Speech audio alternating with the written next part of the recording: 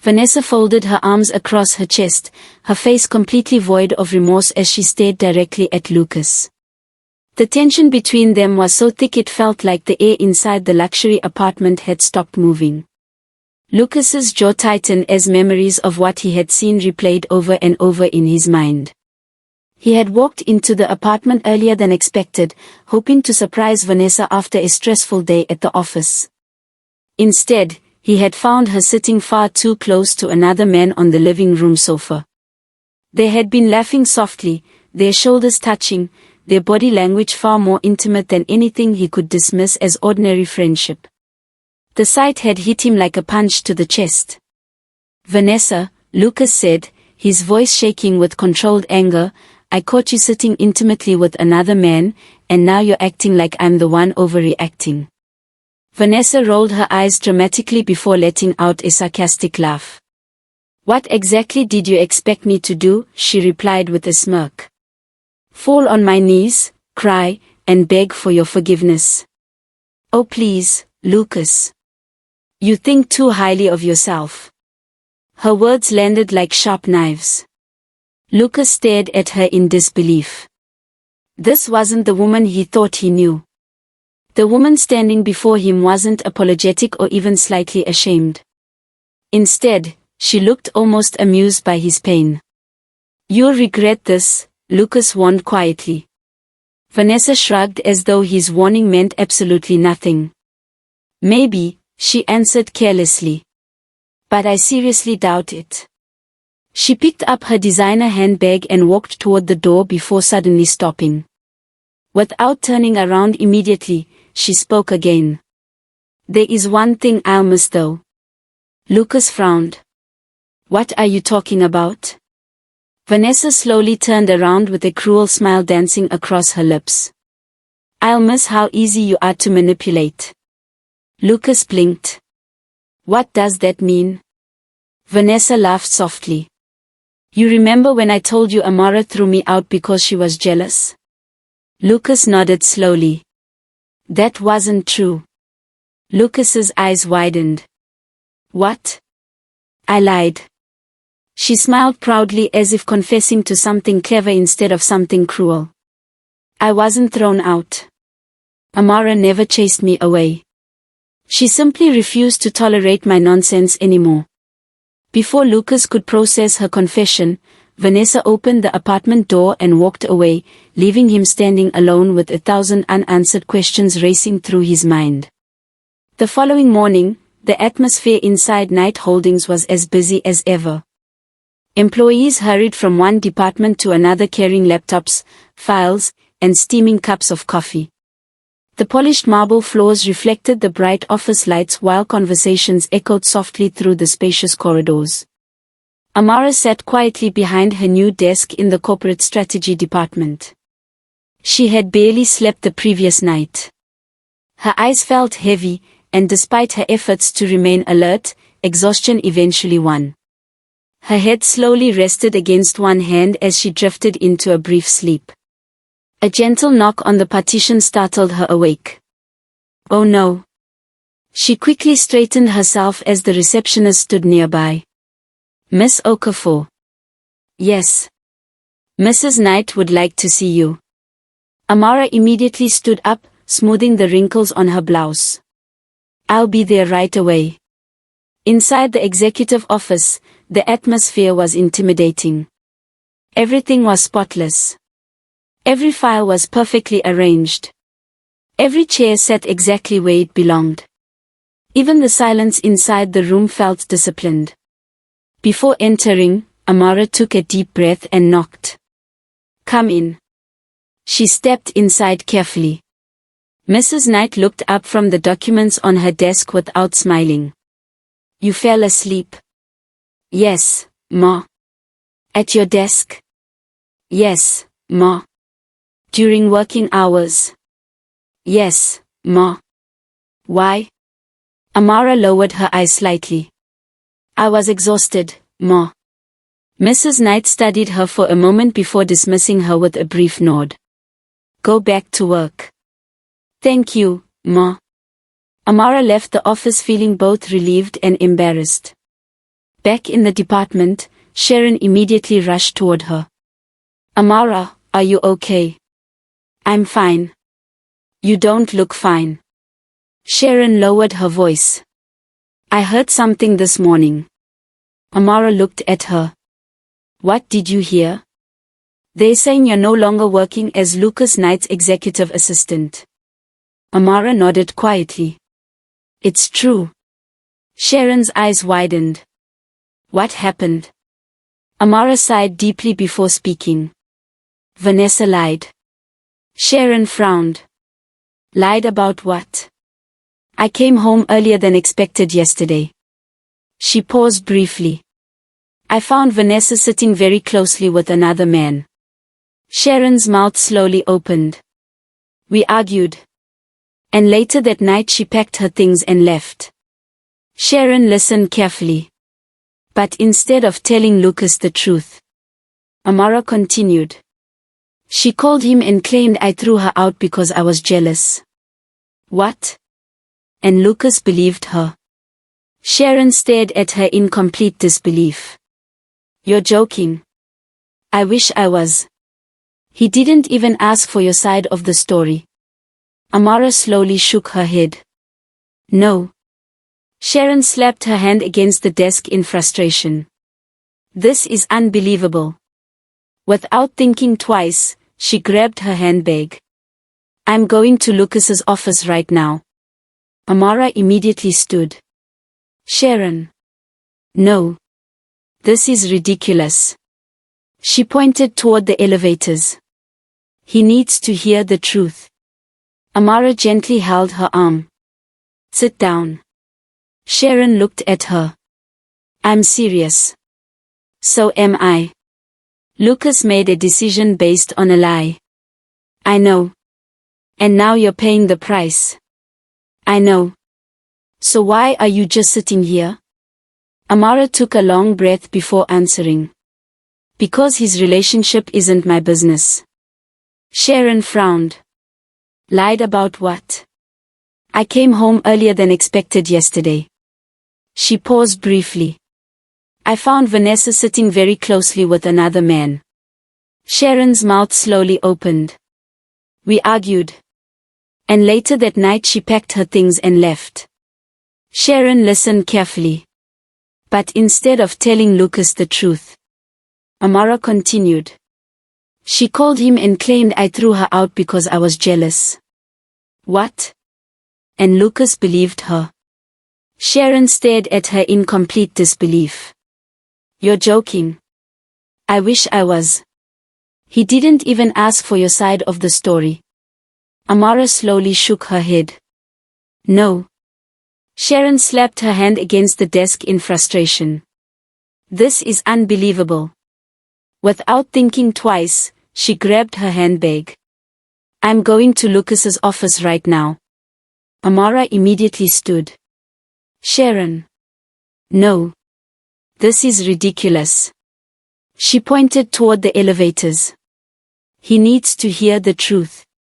Amara gently held her arm. Sit down. Sharon looked at her. I'm serious. So am I. Lucas made a decision based on a lie. I know. And now you're paying the price. I know. So why are you just sitting here? Amara took a long breath before answering. Because his relationship isn't my business. Sharon frowned. What? Whether Vanessa lied or not, Lucas made his choice. She spoke calmly despite the hurt hidden beneath her voice. He chose who he wanted to believe. And if Vanessa keeps lying, he'll discover the truth one day. And if he doesn't? Amara forced a small smile. Then that's still his decision. Sharon stared at her in disbelief. You're being far too calm.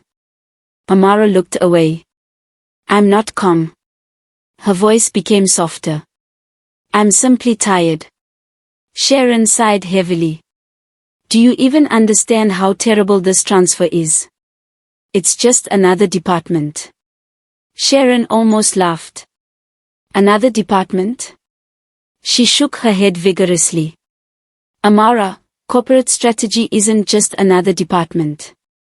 She leaned closer. Do you even know who runs this place? Mrs. Knight.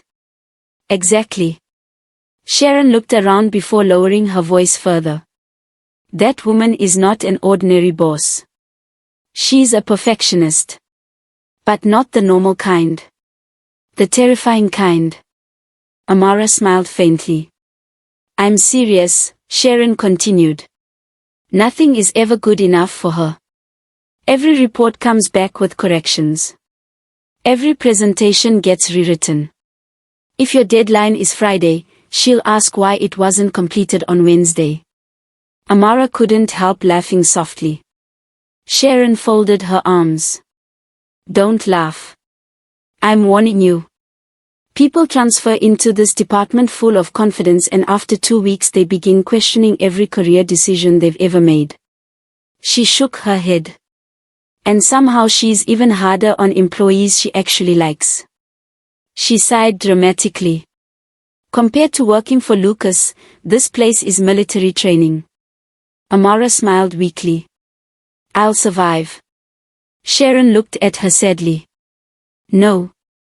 What hurts me most isn't Lucas. It's Vanessa. She didn't just remove you from one office. She damaged your career. Amara nodded quietly. I know. Sharon clenched her fists. I genuinely hate that woman.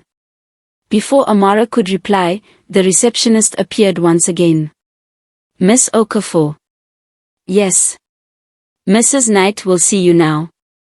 Amara nodded politely. Thank you. She entered Mrs. Knight's office once again. The older woman was reviewing several confidential files. Without looking up, she spoke. Amara Okafor. Good morning, Ma. Sit. Amara obeyed immediately. Mrs. Knight opened her employee file. You've been with Knight Holdings for 7 months. Yes, Ma. You previously served as Lucas Knight's executive assistant. Yes, Ma. You previously served as Lucas Knight's executive assistant. Yes, Ma. Mrs. Knight finally looked directly into her eyes. Why were you transferred? Amara remained respectful. There was a misunderstanding, Ma. Mrs. Knight raised one eyebrow. A misunderstanding serious enough to remove someone from the managing director's office? Yes, Ma. The room fell silent for several seconds. Finally, Mrs. Knight leaned back in her chair. Interesting. Most employees would spend the next 10 minutes trying to defend themselves. Amara remained quiet. I wasn't asked to, Ma. Mrs. Knight nodded slowly. Do you believe the transfer was fair? Amara hesitated only briefly. No, Ma. Mrs. Knight folded her hands together. My son is many things. He can be stubborn. He can be demanding. But he is really impulsive. She stared carefully at Amara. So either he made a mistake. Or you did. She paused. I don't know which. And frankly, I don't care. Her tone remained firm but professional. I am not interested in office gossip. I am not interested in personal drama. I am only interested in competence. She slid a thick board briefing file across the desk. Tomorrow morning's board briefing package. Amara picked it up carefully. Review every page. Correct every formatting mistake. Verify every financial figure. Cross-check every reference. And prepare a concise executive summary. Amara looked at the heavy file before looking back at Mrs. Knight. Ma, this is due tomorrow morning. Mrs. Knight's expression didn't change. Yes. She folded her hands once more. Is there a problem? Amara straightened her shoulders, determined not to show fear. No, Ma. A faint smile almost appeared on Mrs. Knight's face before disappearing just as quickly. Good. As Amara walked out of the office carrying the massive file against her chest, she knew one chapter of her life had ended. Working under Lucas Knight was over. Ahead of her stood a new battle, one that would test not only her intelligence but also her resilience. Deep inside, however, she made herself a silent promise. No matter how difficult Mrs. Knight's department turned out to be, she would prove that her worth had never depended on Lucas's opinion, or Vanessa's lies. The office had become almost completely silent by the time Amara looked up from the mountain of documents spread across her desk.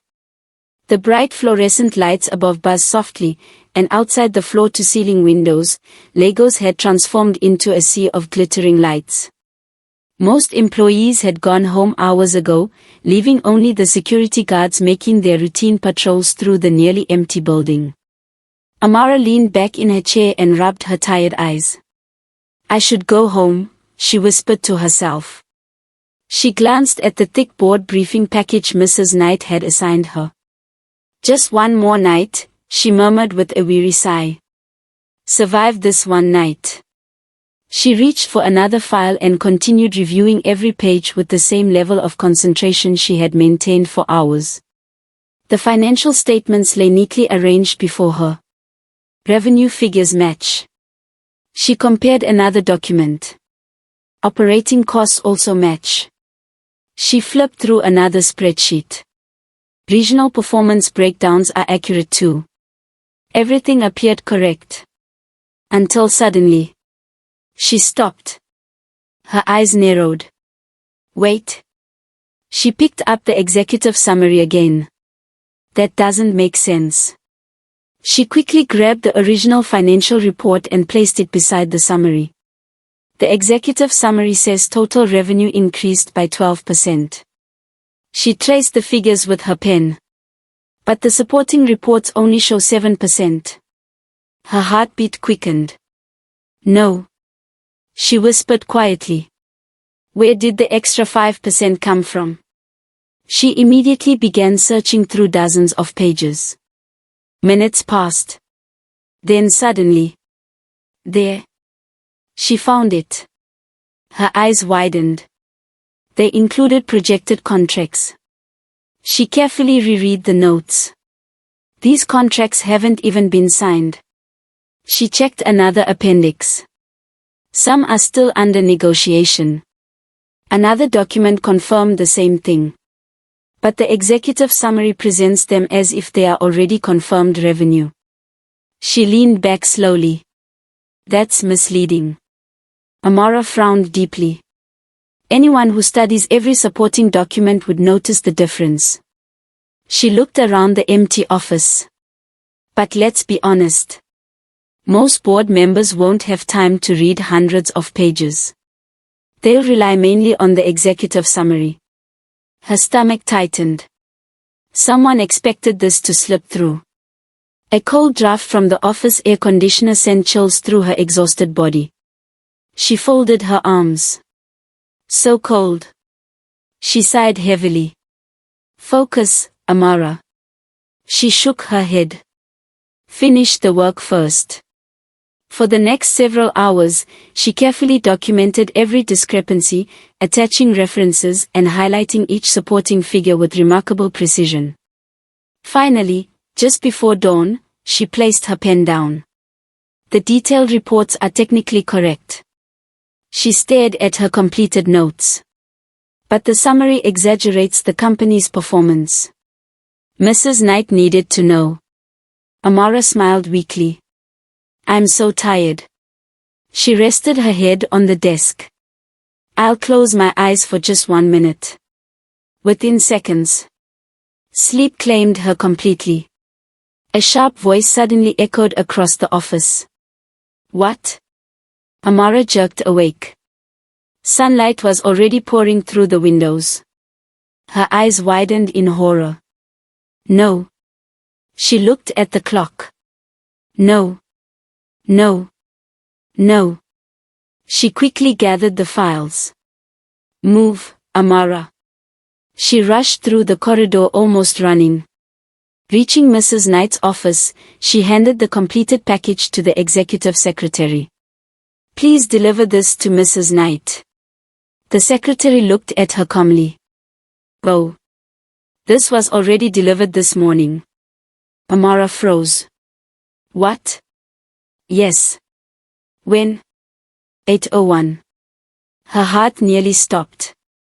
Inside the executive boardroom, Mrs. Knight sat at the head of the massive conference table. Across from her sat the chief financial officer. The atmosphere felt heavier than stone. Mrs. Knight opened the report. "Walk me through this." The CFO adjusted his glasses confidently. The projected contract revenue was included because those contracts are already in advanced negotiations. Mrs. Knight didn't blink. "Are they signed?" The room became quiet. "No." "Then they remain projections." The CFO swallowed. "Continue." "The supporting schedules clearly distinguish realized revenue from projected revenue." Mrs. Knight calmly placed one finger on the executive summary. "Not here." The CFO hesitated. The executive summary was designed to present the company's overall growth. Mrs. Knight leaned slightly forward. "Overall growth." She paused deliberately. "If a board member reads only this single page, would they know that part of this revenue has not yet been realized?" The CFO looked down. "Not immediately." Mrs. Knight continued. "Would they assume it represents actual revenue?" The silence lasted several seconds. "Possibly." Mrs. Knight raised an eyebrow. "Possibly." The CFO sighed. "Probably." Mrs. Knight closed the file gently. "So the executive summary creates an impression that is not supported by the underlying financial data." "Yes, Ma." "Why?" The CFO answered carefully. "To present stronger company performance. The figures themselves are technically accurate." Mrs. Knight's voice remained calm but firm. "Technical accuracy does not excuse misleading presentation." She pushed the report back toward him. "I want every board package issued during the last 12 months reviewed." The CFO looked surprised. "Every package?" Mrs. Knight met his eyes. "Every package." "Yes, Ma." Minutes later, Mrs. Knight picked up her office telephone. "HR. Good morning, Ma." "Amara Okafor." "Yes, Ma." "How is she performing in corporate strategy?" The HR manager smiled. "Very well, from all reports." Mrs. Knight nodded. "Good. Remove the temporary designation from her transfer." The HR officer quickly began writing. "Ma. She is staying permanently." "And adjust her salary accordingly." "Promotion?" "Not yet." Mrs. Knight's tone remained measured.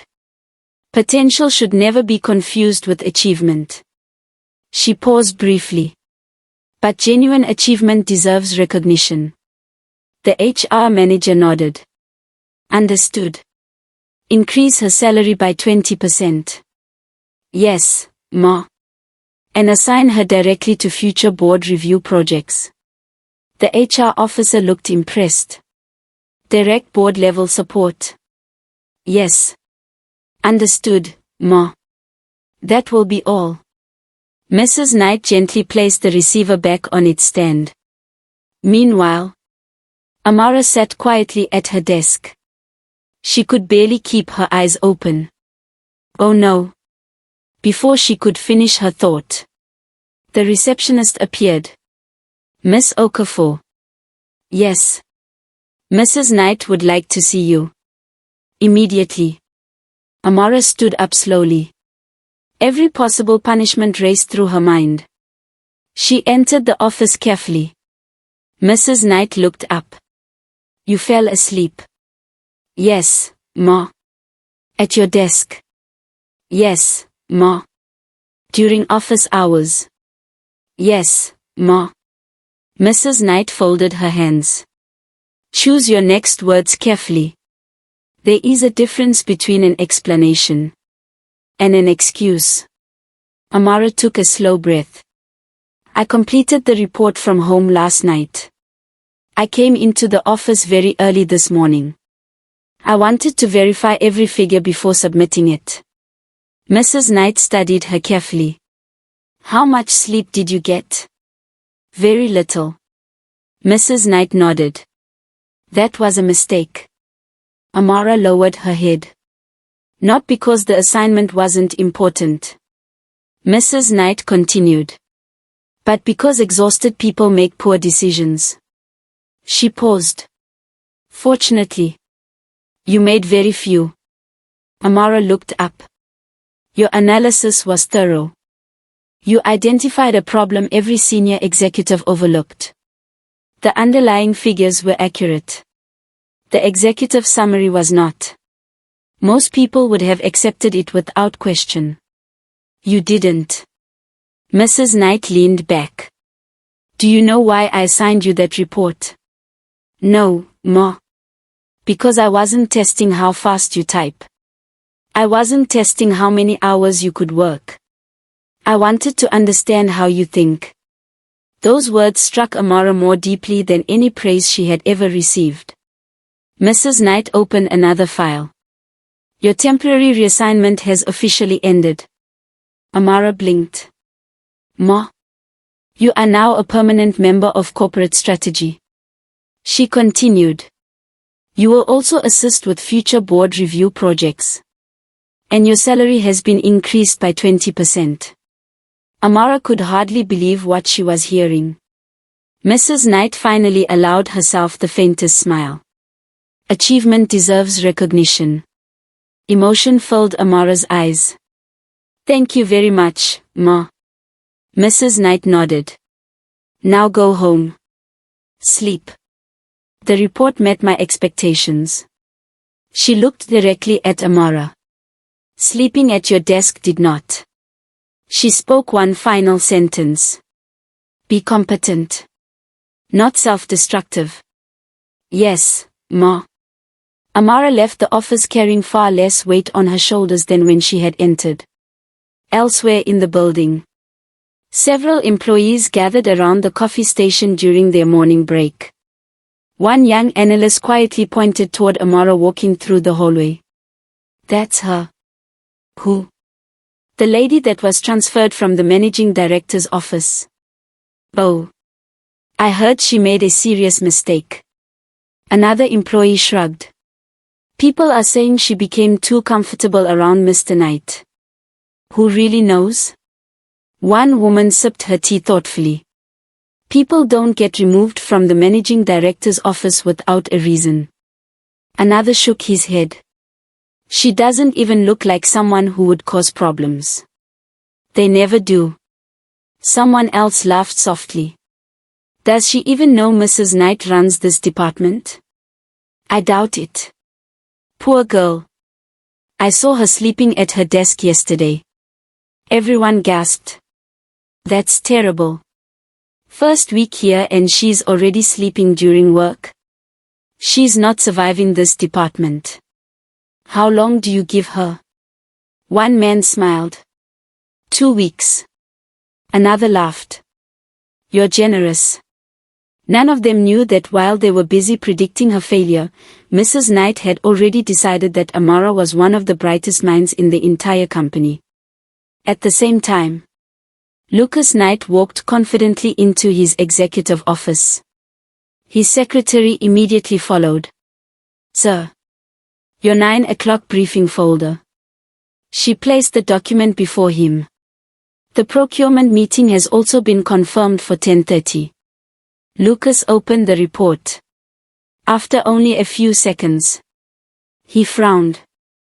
I requested a summary. It is a summary, sir. It's only 1 page.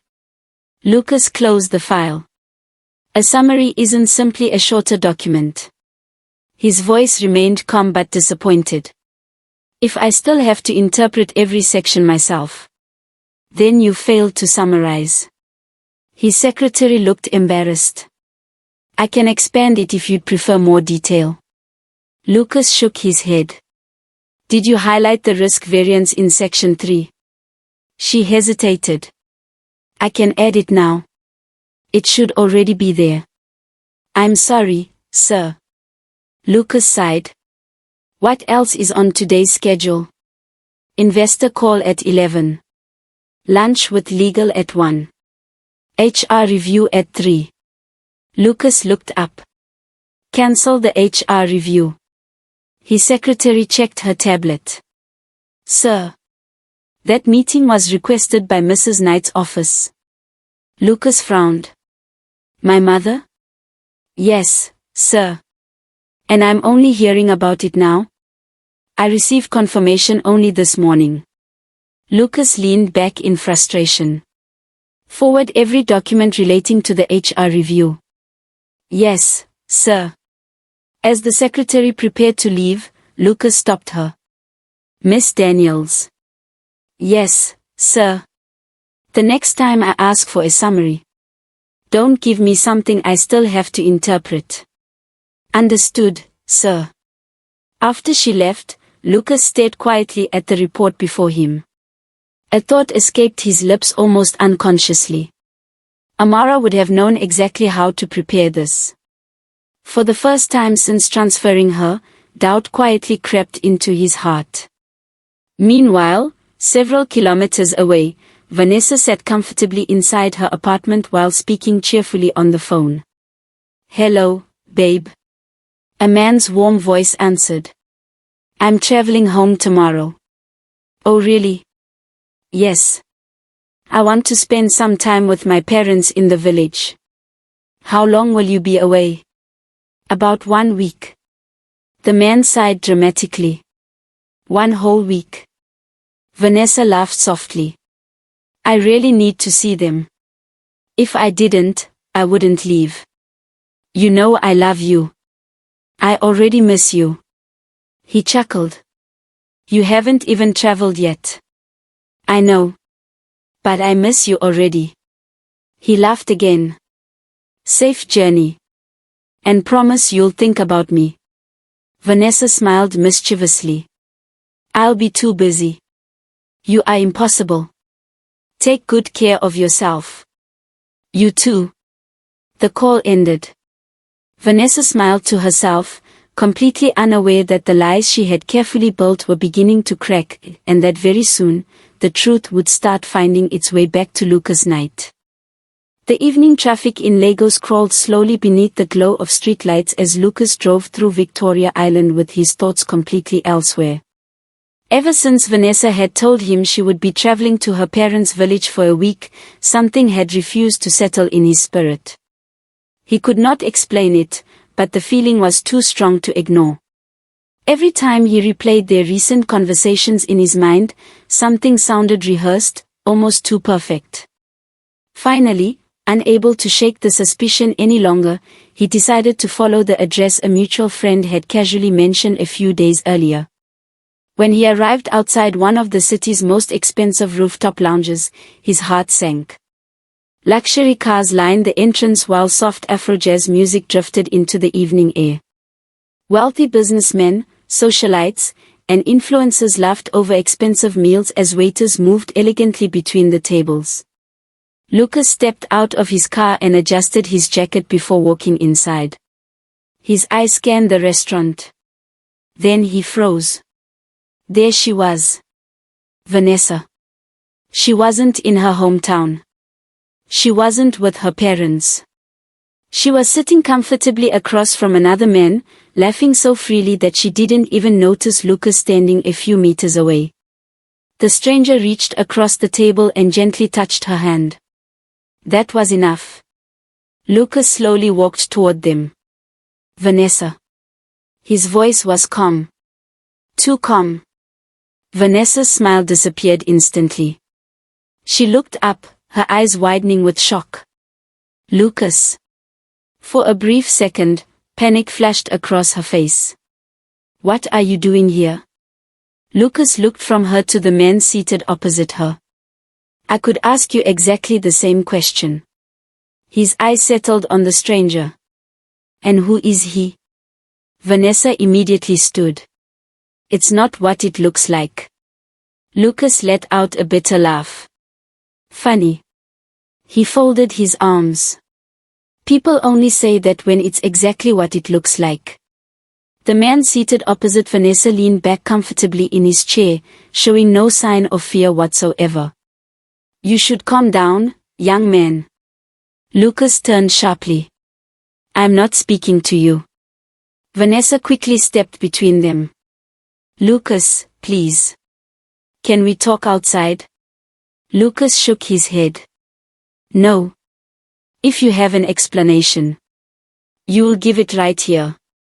Several diners had already started watching the unfolding drama. Vanessa sighed dramatically. Fine. If you want to embarrass yourself in public, go ahead. Lucas stared at her, hurt visible in his eyes. You told me you were traveling to visit your parents. I believed you. Vanessa shrugged without a trace of guilt. That's your mistake. Lucas blinked. What? She folded her arms confidently. Honestly, Lucas. Let's not make this bigger than it is. Lucas laughed in disbelief. Bigger than it is. I caught you sitting intimately with another man. And somehow I'm the one overreacting. Vanessa's expression hardened. What exactly were you expecting? She spread out her hands dramatically. That I'd fall on my knees. Beg for forgiveness. She laughed mockingly. Oh please. Her next words landed like bullets. It was fun while it lasted. But I'm done. Lucas stared at her silently.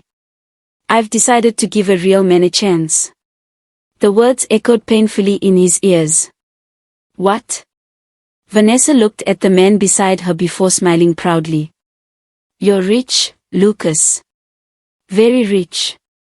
But somehow, you've never been enough. Lucas frowned. I gave you everything you asked for. She laughed loudly. Everything. The apartment. The handbags. The jewelry. The attention. She shook her head. Those are basics. They're not everything. She leaned closer. Do you know how many wealthy men in Lagos spoil the women they love? They buy penthouses. They fly them to Dubai and Paris whenever they feel like it. They don't hesitate. They don't make women wait. She looked at herself proudly. Look at me. I can have almost any man I want. So I upgraded. Lucas felt as though someone had punched him in the chest. So. He spoke quietly. This was always about money. Vanessa smiled without shame. Of course. What else did you honestly think this relationship was about? Lucas slowly remembered the afternoon they had first met at the supermarket. He smiled bitterly. So. Even that day. It was never really about me. Vanessa clapped softly. Very good. You're finally catching up.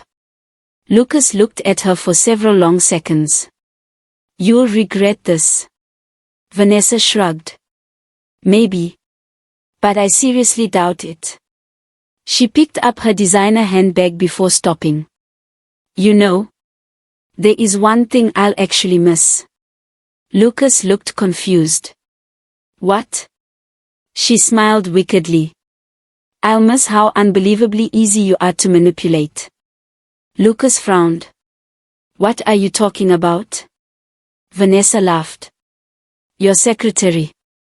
Lucas became still. When I told you Amara threw me out because she was jealous. That wasn't true. His breathing slowed.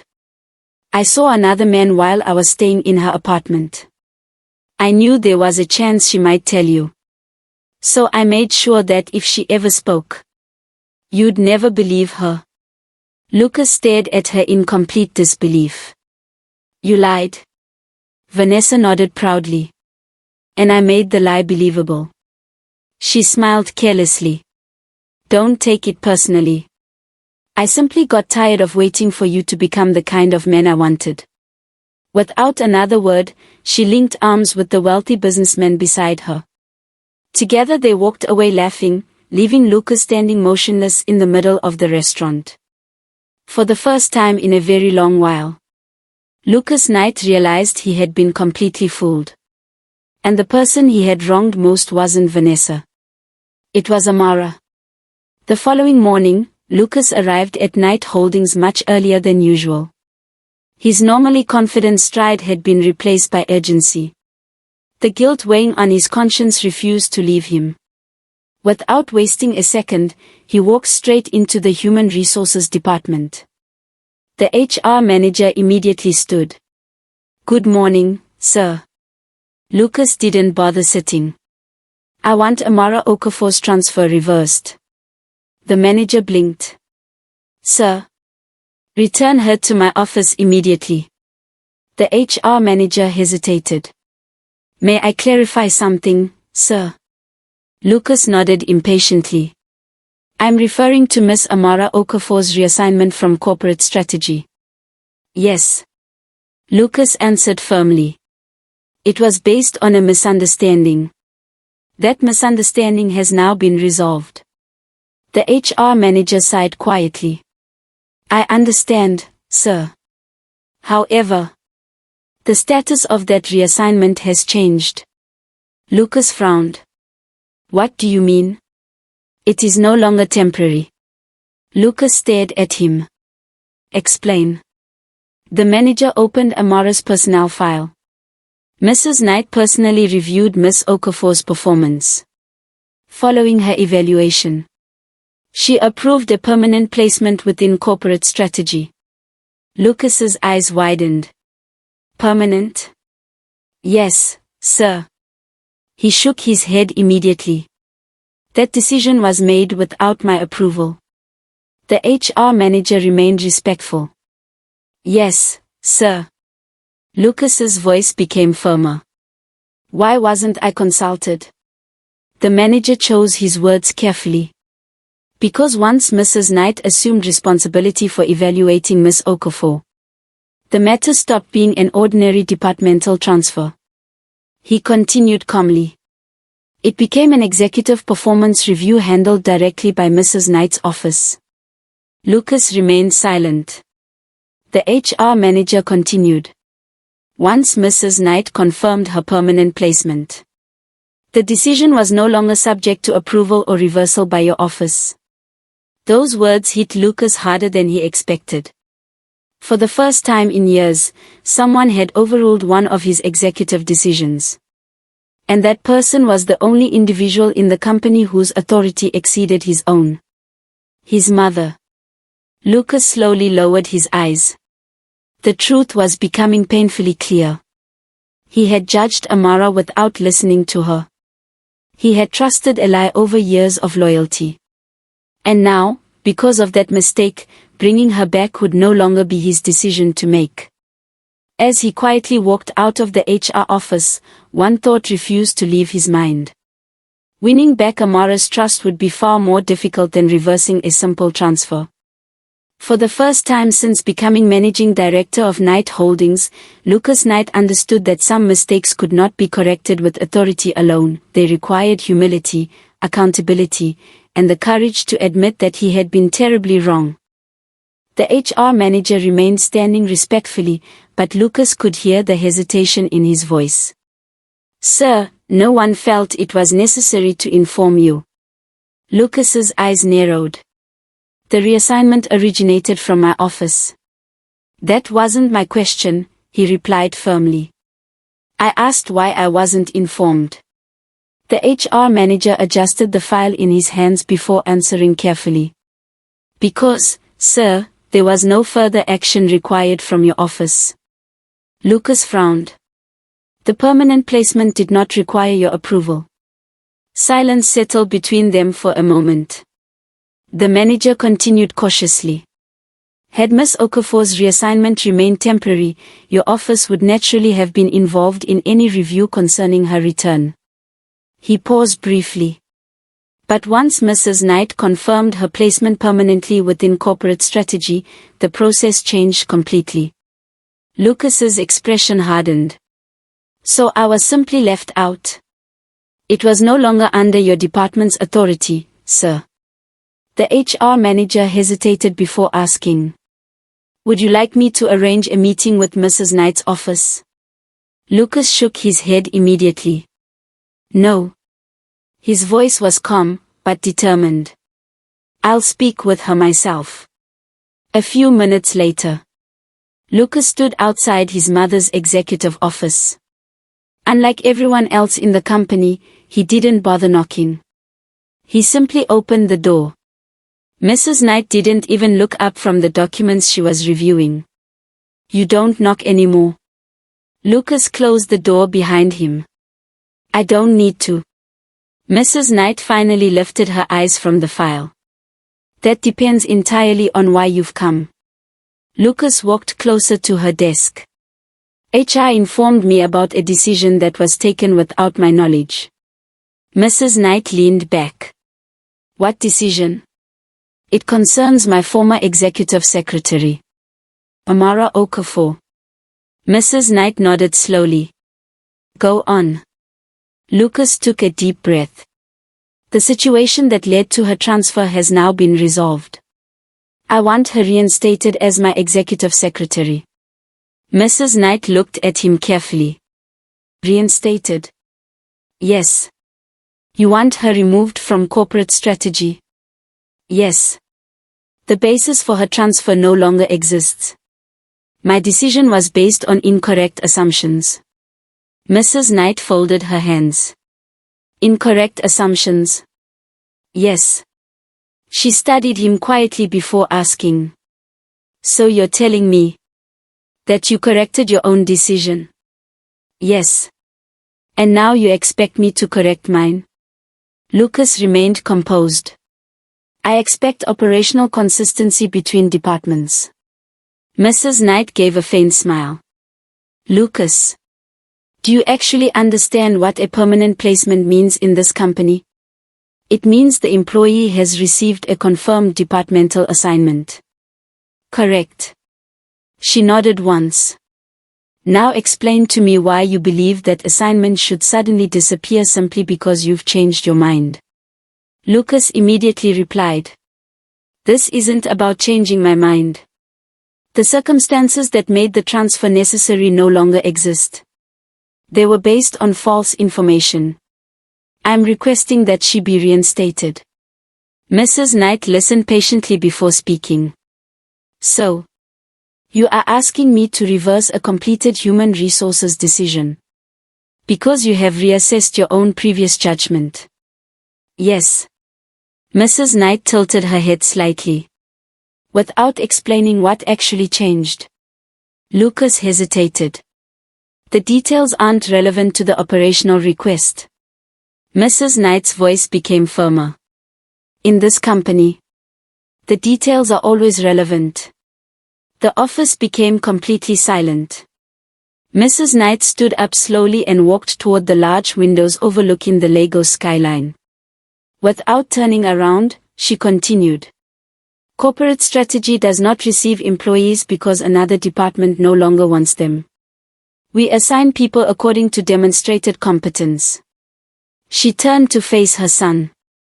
Amara Okafor was evaluated. She identified a discrepancy inside a board-level financial briefing that your own executive team failed to detect. Lucas lowered his eyes. That wasn't administrative work. That required analytical judgment. Mrs. Knight walked back to her desk. And once someone demonstrates competence at that level, we do not downgrade their responsibilities simply because another department suddenly wants them back. Lucas understood exactly what she was saying. So, he spoke quietly. You're refusing. Mrs. Knight nodded once. Your request has been noted. She paused deliberately. And denied. Lucas remained silent for several seconds. I understand. As he turned toward the door, Mrs. Knight spoke once more. And Lucas. He stopped walking. The next time you transfer someone out of your office, be absolutely certain you understand exactly what you're removing. Those words followed him all the way out of her office. For the first time since becoming managing director, Lucas felt like a junior employee being corrected by a superior. Because that was exactly what had happened. Later that evening, employees gradually began leaving Knight Holdings after another demanding day. Amara walked quietly toward the parking lot carrying her handbag and laptop. She had barely reached the entrance when she heard someone call her name. Amara. She turned around. Lucas stood a few meters away. Mr. Knight. He approached slowly. Do you have a few minutes? She looked at him calmly. Is this work-related? No. I'd just like to talk. There was a brief silence. May I drive you home? Amara studied his face for a moment before giving a small nod. Okay. The drive through Lagos traffic was unusually quiet. Neither of them spoke for several minutes. Finally, Lucas broke the silence. I owe you an apology. Amara looked out through the passenger window. I made a decision without giving you the chance to explain. I judged you unfairly. I was wrong. She slowly turned toward him. Thank you. Lucas waited. That was all she said. He smiled faintly. That's it? Amara looked confused. What would you like me to say? Lucas sighed. Aren't you curious? About what? About how I eventually found out the truth about Vanessa. Amara shrugged gently. Not really.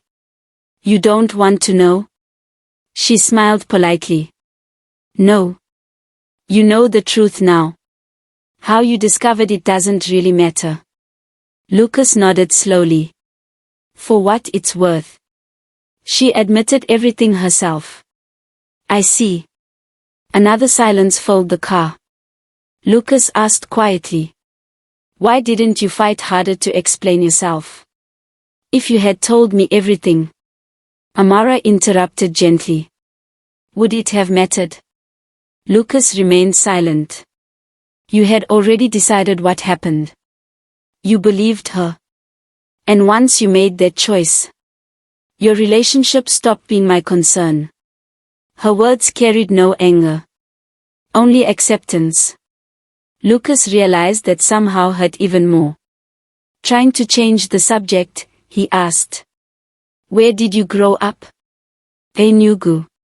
What was it like? She smiled softly. Normal. Do you still visit often? Sometimes. Eventually the car stopped outside her apartment. Amara gathered her belongings. Lucas looked at her sincerely. I'm truly sorry. She smiled kindly. I know.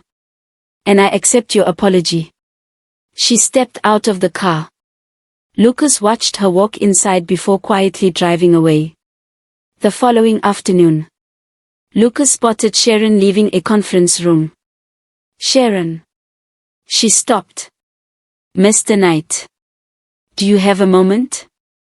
She folded her arms. A moment. Lucas spoke carefully. You and Amara are close. Yes. How is she doing? Sharon answered immediately. Fine. Lucas waited. That's all. She looked directly into his eyes. What answer are you actually looking for? She's working. She's succeeding. She's moved on. Lucas noticed the coldness in her voice. You don't seem particularly happy to talk to me. Sharon gave a dry laugh. Should I be? She sighed deeply. You know what bothered me most? It wasn't the transfer. Managers make mistakes. That happens. She shook her head. What hurt was that you never even asked her. One conversation. That's all it would have taken. Lucas lowered his gaze. I wanted to come to your office myself. She wouldn't let me. Not because she wanted to protect you, but because she'd already accepted something. Lucas looked up. What? Sharon answered quietly. That you had already decided who to believe. She remembered Amara's exact words. He chose who he wanted to believe. Lucas closed his eyes briefly. Every word struck harder than the last. Sharon adjusted her handbag. I heard you apologized. Lucas nodded. I did. It was overdue. She looked at him seriously. But don't expect one apology to repair everything. Without waiting for a reply, she walked away. Across town. Vanessa's life looked completely different. She walked through one of Lagos' most luxurious shopping malls with her new boyfriend. The expensive boutique sparkled with designer collections from around the world. The man smiled. Pick anything you want. Vanessa laughed. Anything. Anything. She stared at him. You're serious? Very. She picked up an elegant designer handbag. This alone is already too expensive. He smiled. Is that all? She blinked. What do you mean, is that all? Take more. She laughed excitedly. You're unbelievable. He wrapped an arm around her shoulders. Nothing is too much for you. Vanessa hugged him tightly. Thank you. I love you so much. I love you too. As they continued walking, he suddenly stopped in front of a luxury car showroom. Wait. You once told me you wanted your own car. Vanessa looked confused. What? He handed her a small gift box. Inside was a car key. She stared in disbelief. You're joking. He smiled proudly. Congratulations. Vanessa gasped. You actually bought it? I don't make promises I don't intend to keep. Tears filled her eyes. This is insane. Good. Do you like it? She smiled brighter than ever. I love it. I've never owned anything like this before. He laughed. Then get used to it. Vanessa believed she had finally found the luxurious life she had always dreamed of. What she didn't realize was that a relationship built entirely on material wealth often carried a price that money alone could never pay. Back at Night Holdings. Corporate strategy held another board preparation meeting.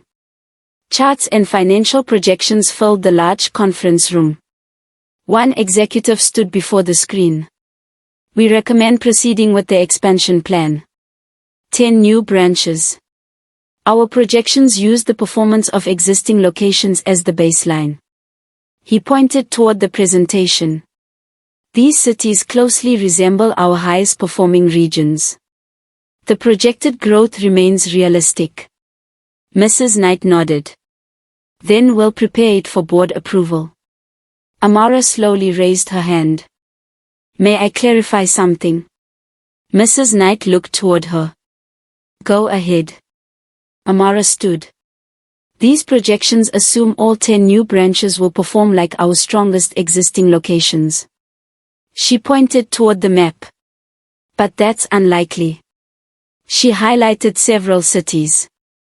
These 2 are located in major commercial districts. These 4 are primarily residential areas. And these 3 are developing business zones. She continued confidently. Customer traffic differs. Shopping behavior differs. Peak business hours differ. You can't assume people spend money the same way everywhere. The room became quiet. One senior analyst nodded thoughtfully. We considered population density. An average household income. Amara smiled politely. Those are useful indicators. but they don't fully explain consumer behavior. A branch inside a busy shopping district can earn almost twice as much during weekends as one inside a residential estate. Even if the residential population is larger, people spend differently depending on why they're in a location. She concluded calmly. If we average current branch performance across all 10 locations, we'll almost certainly overestimate revenue in at least 4 of them. One executive frowned. So you're saying the model is wrong? Amara shook her head. No. I'm saying the model assumes location has little effect on customer spending. It actually has a significant effect. Mrs. Knight folded her arms. What would you recommend? Amara answered confidently. Separate the locations into categories. Commercial districts, residential zones, and developing areas. Then create different revenue projections for each category. The analyst looked surprised. That would reduce projected growth. Amara nodded. Yes. But it would also make the forecast honest. Mrs. Knight smiled with unmistakable approval. Rebuild the entire projection. She looked toward the analytics team. Use Miss Okafor's segmentation model. We do not present inflated expectations to the board. Every executive immediately began taking notes. As the meeting ended, Mrs. Knight quietly watched Amara. Once again, the young woman had seen what experienced professionals had overlooked. Later that evening, as Amara walked out of the building, she almost bumped into Lucas near the entrance. He smiled awkwardly. This is becoming a pattern. She looked confused. What is? He laughed softly. I keep running into you everywhere. Amara smiled. It's Legos. That tends to happen. Lucas noticed the tiredness on her face. His expression turned serious. Amara. She stopped. Are you feeling all right? The concern in his voice was genuine this time, no longer driven by authority or guilt, but by a growing respect for the woman whose value he had failed to recognize until it was almost too late. The evening rush in Lagos was beginning to fade as workers slowly made their way home after another long day. Streetlights flickered to life one after another, roadside food vendors arranged their stalls, and the familiar sounds of buses, motorcycles, and impatient drivers filled the air. Amara walked quietly along the pavement, her handbag hanging loosely over one shoulder. Her steps were slower than usual, and every few seconds she rubbed her temple as if trying to ease the pounding headache that had followed her throughout the afternoon. Just as she reached a nearby pharmacy, she stepped inside. A few moments later, she came back out carrying a small paper bag containing pain medication. Before she could continue walking, a familiar black SUV pulled up beside the curb. The passenger window rolled down. Lucas looked at her. Amara. She stopped. Good evening, sir. His eyes immediately noticed the pharmacy bag in her hand. Are you all right? She forced a small smile. Yes. Lucas wasn't convinced. Then why are you buying medication at 7 o'clock in the evening? She looked at the bag. It's nothing serious. Lucas shook his head. That isn't what I asked. She sighed softly. It's just medication for a headache. Lucas nodded slowly. Get in. She blinked. No. His expression remained calm. I wasn't asking. Amara couldn't help smiling. Clearly. Lucas opened the passenger door from inside. It's getting late. It's not safe to be walking alone. She glanced at the busy dual carriageway. This is a major road. Lucas looked outside before replying. It's still late. Realizing he wasn't going to leave without making sure she got home safely, Amara eventually climbed into the vehicle. The drive began quietly. The radio played softly in the background while the evening traffic crawled through Victoria Island. After several minutes, Lucas finally spoke. "Can I ask you something?" "Of course." He kept his eyes on the road. "Have I changed that much?" Amara looked at him. "What do you mean?" He hesitated. Before everything happened. You used to behave differently around me." She remained silent. "You weren't unprofessional. But you smiled more. You talked more. Now every conversation feels like something you're simply trying to survive before you can leave." Amara stared through the window for a few seconds before answering. "People adjust." Lucas frowned slightly. "That's all." She nodded. "What else would it be?" Lucas sighed. "I don't know. That's why I'm asking." Amara finally turned toward him. "When people show you what they think of you, they learn how to respond." Her voice wasn't bitter. It was simply honest. Lucas had no answer. After another stretch of silence, he tried changing the subject. "So, how has life been lately?" She smiled faintly. "It's been okay." "And working under my mother?" Amara laughed quietly. "She's definitely not the easiest person to work for." Lucas smiled knowingly. "No. But she's fair." Lucas glanced at her briefly. "That's a generous description." Amara shook her head. "No. It's an accurate one. Most people would disagree. They probably don't know her as well as they think." Lucas smiled for the first time that evening.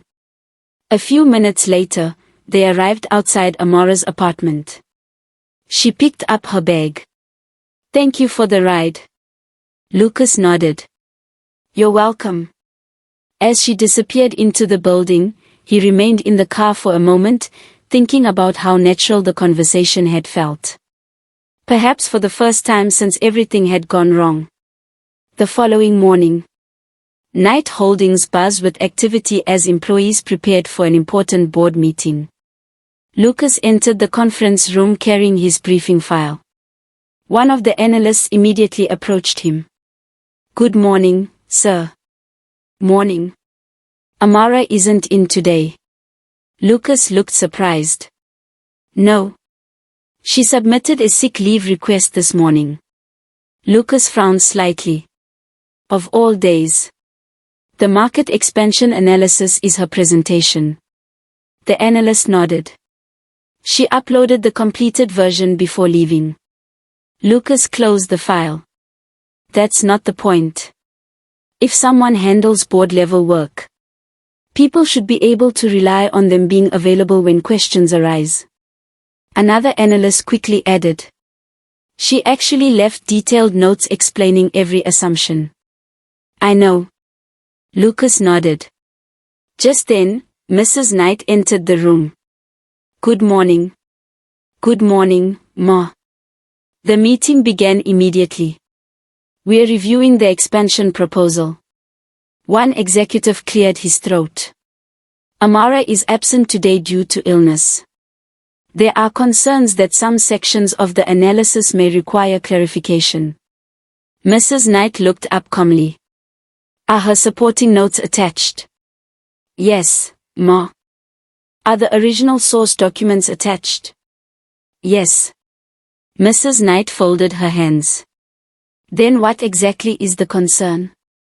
The executive hesitated. "It's simply easier when the analyst who prepared the report is available." Mrs. Knight's expression remained composed. "She is on approved medical leave." She paused before continuing. "If work is properly documented, it should never require the author to sit beside it." She looked around the room. "And if anyone disagrees with her analysis, let's discuss the work, not the person." The room became silent. Lucas lowered his eyes slightly. Once again, his mother had defended Amara. Not because of personal feelings, but because her work deserved defending. After the meeting, several junior employees gathered near the cafeteria. One whispered excitedly, "Did you hear what happened during the board review?" The executive director questioned Amara's absence. Another employee nodded eagerly. And Mr. Knight immediately shut it down. He basically told everyone to focus on the report instead of talking about the person who wrote it. People exchanged surprised looks. Something had definitely changed. 3 days later, Amara had recovered and returned to work. As she left the office that evening, Lucas caught up with her near the entrance. "I'll take you home." She smiled politely. "That's really not necessary." "Probably not." He opened the passenger door. "But get in anyway." She laughed. "Fine." During the drive, Lucas glanced at her briefly. "I heard you were feeling better." "I am." "And?" He hesitated. "I wanted to thank you." Amara looked confused. "For what?" "For helping clear up the misunderstanding during the board meeting." She smiled gently. "There wasn't any misunderstanding. I was sick. That's all." Lucas smiled. Simple. Honest. Exactly like her. A week later, Knight Holdings hosted its annual corporate dinner. The grand ballroom inside one of Lago's finest hotels sparkled beneath enormous crystal chandeliers. Senior executives, board members, investors, and employees filled the elegant venue dressed in stunning evening wear. Soft live music floated through the room. Lucas stood quietly near one corner, holding a glass of fruit juice he had barely touched. His attention drifted toward the entrance. At that exact moment, Amara walked inside. She wasn't trying to attract anyone's attention. She wore a simple emerald green evening gown that complemented her dark skin beautifully. No extravagant jewelry. No dramatic makeup. Just quiet elegance. Something about her seemed different. Not dramatically different. Just enough that Lucas couldn't stop looking. For a brief moment, every conversation around him disappeared. The following morning, employees returned to work after the successful dinner. Lucas was walking through the underground parking garage when he noticed Amara approaching while looking down at her phone. She wasn't paying attention. At the same moment, a vehicle slowly reversed out of a parking space. The driver couldn't see her. Neither could she. Lucas reacted instantly.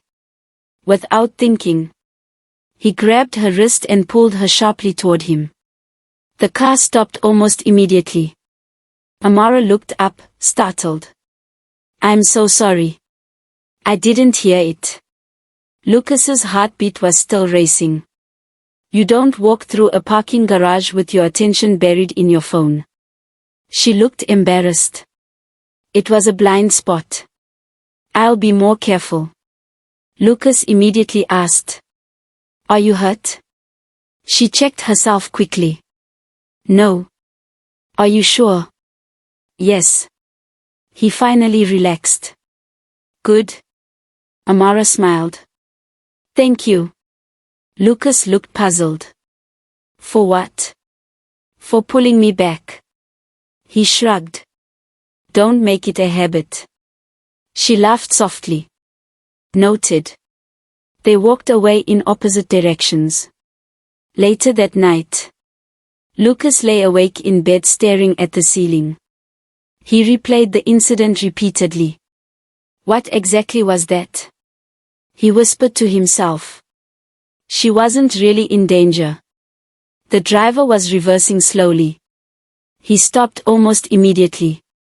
Lucas turned onto his side. It was instinct. If anyone steps into traffic, you pull them back. That's normal. Anyone would have done the same. He closed his eyes.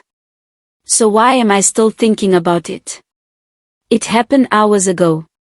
She's perfectly fine. Nobody got hurt. End of story. He sighed. I would have reacted exactly the same way for anyone. A long silence followed. Then another thought entered his mind. Would I? If it had been someone else. Would I have moved that quickly? He sat upright. This is ridiculous. People care about the colleagues they work with. That's normal. But they don't spend half the night trying to explain why they cared. Lucas rubbed his forehead. It's nothing. It has to be. Yet no matter how many times he repeated those words, he couldn't quite convince himself. Meanwhile, across town, Vanessa's world looked completely different. Inside a luxurious restaurant, her wealthy boyfriend smiled warmly as he reached into his jacket pocket. Vanessa. She looked up. I know the timing isn't perfect. She laughed. What are you talking about? He slowly knelt on one knee. I've never felt this way about anyone. He opened a velvet ring box. Will you marry me? Vanessa gasped. Tears filled her eyes instantly. Yes. I can't believe this is happening. The restaurant erupted into applause. She hugged him tightly, convinced she had finally found the life she always wanted. A few weeks later, everything collapsed. His wife found out. Photos. Messages. Hotel bookings. Designer shopping. Luxury holidays. Every secret came into the open. Inside their mansion, the atmosphere was explosive. His wife threw printed photographs onto the table. Please tell me this isn't your mistress. The businessman lowered his head. What now? She laughed bitterly. You fool. She held up another photograph. So this is where our family money has been going. He tried speaking. Listen. She cut him off. How long? It's complicated. No. She shook her head angrily. It's actually very simple. You cheated on me. You spent my family's money on another woman. Luxury trips. Designer bags. A new car. And all the while you kept telling me everything was fine. He swallowed nervously. I can explain. She smiled coldly. Good. I'd love to hear how you explained to her that you were supposedly divorced. He looked away. The silence confirmed everything. Minutes later, Vanessa's phone rang. She answered happily. Hello, baby. His voice sounded completely different. We need to slow things down. Vanessa frowned. What do you mean? My wife knows. She froze. Your wife? I thought you told me you were divorced. He sighed. That's not the issue right now. Vanessa's face hardened. Not the issue. You lied to me. My accounts have been frozen. My investments too. My wife's family has withdrawn all financial support. Vanessa's heart sank. What do you mean frozen? I mean exactly that. The money is gone.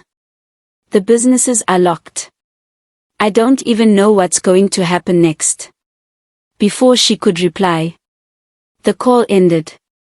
Vanessa immediately called back. No answer. Again. Nothing. Again. Voicemail. The next morning, she stopped at a filling station to buy petrol. After the attendant filled her tank, she handed over her bank card confidently. A few seconds later, the machine beeped. Transaction declined. Vanessa frowned. Try again. The attendant did. Same result. She produced another card. Use this one. Again. Declined. Confused, she immediately called her bank. What do you mean my accounts have been restricted? She listened in disbelief. Frozen. All of them. So I can't access any of my money? Her hands began shaking. She slowly drove back to her apartment. Later that afternoon, another letter arrived. Her landlord had increased the annual rent. She stared at the amount in disbelief. No. This can't be right. It's only a one-bedroom apartment. For the first time, reality struck her. She had never even asked how much the rent cost because someone else had always paid it. She looked around the beautifully furnished apartment. The expensive furniture. The designer clothes. The luxury car parked downstairs. None of it truly belonged to her. Tears streamed down her face. Where did everything go wrong? She sat on the floor holding her head. There has to be another way. She looked toward the car keys on the table. I can sell the car, she whispered. But even that won't last forever. Another painful truth hit her. I can't afford this apartment. I can't afford this lifestyle. Silence filled the room. Then one name came to her mind. Lucas. She immediately shook her head. No. I can't call him. After everything I said. I told him he wasn't enough. I walked away. And now? I'll come back because I have nothing. Fresh tears rolled down her cheeks. He should hate me. But she remembered the way Lucas had looked at her before everything fell apart. He loved me. He wanted to marry me. He wasn't pretending. He was serious. A tiny spark of hope appeared inside her heart. Maybe he still cares. She wiped away her tears. I'll apologize. I'll admit I was wrong. She closed her eyes. And if I have to beg, I'll beg. Little did Vanessa know that while she was desperately planning her return, Lucas's heart had already begun moving in a direction she never expected, a direction that led quietly, steadily, and unexpectedly toward the one woman who had never loved him for his money, but for the man he truly was.